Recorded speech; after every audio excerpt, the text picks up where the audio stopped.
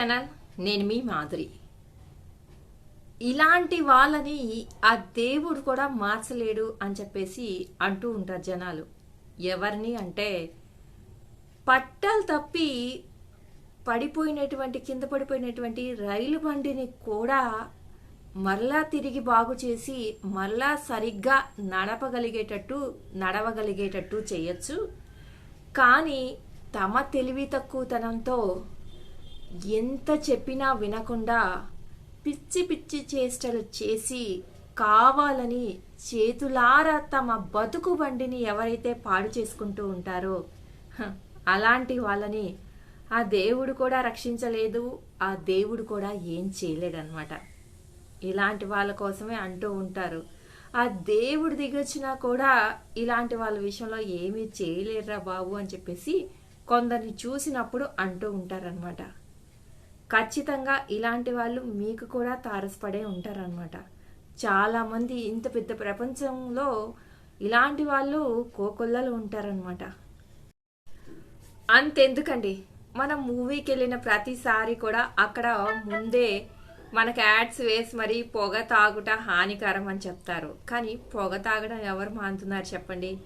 అలాగే కొన్ని మాటికి ఇలాగ కంటిన్యూగా ఫోన్ చూడటము వల్ల ఎన్నో ప్రాబ్లమ్స్, బ్రెయిన్కి ప్రాబ్లం వస్తుంది, నర్వ్స్కి ప్రాబ్లం వస్తుంది, ఐస్కి ప్రాబ్లం వస్తుంది. చిన్న పిల్లలు కూడా బాగా ఎడిక్ట్ అయిపోయి చాలా ప్రాబ్లమ్స్ ఫేస్ చేస్తున్నారు. ఇవన్నీ ఆరోగ్యానికి హానికరం అంటే ఎవరమైనా వింటున్నామా? ఎవరం వినట్లేదు. సో అంటే ఇవి మంచిది కాదు మన లైఫ్లో అని తెలిసినప్పుడు కనీసము అంతలాగా ఎడిక్ట్ అవ్వకుండా కొంచెమన్నా దూరం పెడదామన్న చిన్న ఆలోచన కూడా లేకుండా అంతలాగా ఎడిక్ట్ అయిపోయి మరి మనం చేస్తున్నప్పుడు మనల్ని ఏ విషయంలో అయినా ఎవరు బాగు చేయగలుగుతారు చెప్పండి? ఇంకా కొంతమంది ఉంటారు, వాళ్ళు చెడ్డవాళ్ళు, వాళ్ళని నమ్మకండి అని చెప్పేసి సలహా ఇచ్చినా కానీ నీకేం తెలుసు, నీ విషయంలో చెడ్డవాళ్ళు అయి ఉండొచ్చు కానీ నా విషయంలో చాలా మంచి వాళ్ళు అని చెప్పేసి ఎవరైతే మోసం చేస్తూ ఉంటారో పోయి అలాంటి వాళ్ళని నమ్ముతూ ఉంటారనమాట. అలాంటి వాళ్ళ లైఫ్ని మనం బాగు చేయగలుగుతామా? చేయలేము.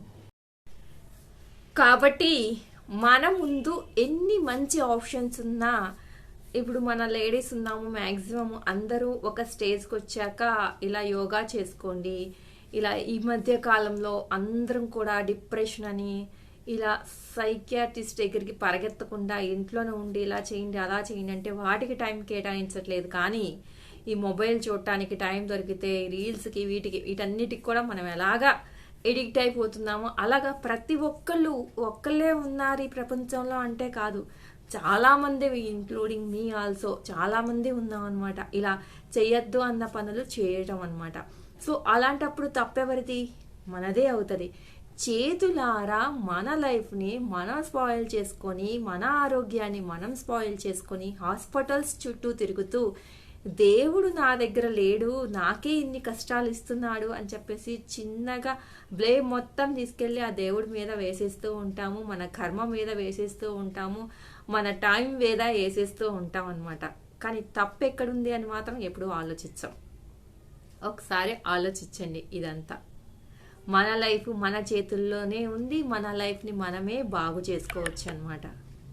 ఇదండి ఈరోజు వీడియో కనుక నచ్చితే లైక్ చేయడం మర్చిపోవద్దు. మరిన్ని ఇలాంటి వీడియోస్ కోసం వెంటనే ఛానల్ సబ్స్క్రైబ్ చేసుకొని పక్కనే ఉన్న బెల్ ఐకాన్ ప్రెస్ చేయండి. అప్పుడే నేను పెట్టే డైలీ నోటిఫికేషన్స్ మీ దాకా